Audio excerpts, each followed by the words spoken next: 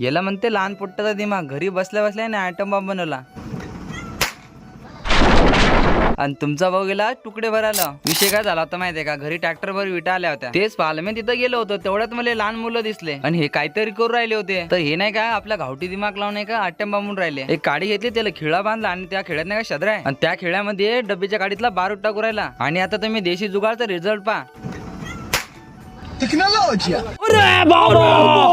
सरळ बाय करून सरळ घरी आलो आणि चाय केला होता. चाय पिऊन घेतला. चाय पिऊन झाल्यानंतर शेला वगैरे बांधून तयारी केली. मग निघालो घराच्या बाहेर. आज ट्रॅक्टर बी मधात लावून होतं. रस्त्यावर आलो, विरूला घेतला. आम्ही दोघं निघालो सरळ भट्टीकडं. जास्त दूर नाही, भट्टी गावाच्या बाहेरच होती. लवकर पोहोचलो आम्ही. रामभाऊनं ट्रॅक्टर पहिलेच आणून ठेवलं होतं. मग आईनं आणि विरूनं टोपले आणि खोरे काढले बाहेर. तेवढ्यात आपला भाऊ म्हणे ट्रॅक्टर बरोबर लावून देतो, रप्पा भरता आलं पाहिजे म्हणे असं. मग लागलं ट्रॅक्टर. आम्हाला तिघाला भरायचं एवढी टॉली तुकडे. विरू चढला भट्टीच्या वर, तिथून हे दप्पादप तुकडे फेकू राहिला. आई ट्रॅक्टरच्या पलीकडून तुकडे फेकायली आणि ट्रॅक्टरच्या अलीकडून मी फेकायलो तुकडे. आज तुकड्याला म्हटलं एक एक को चुन चुन के मारूंगा.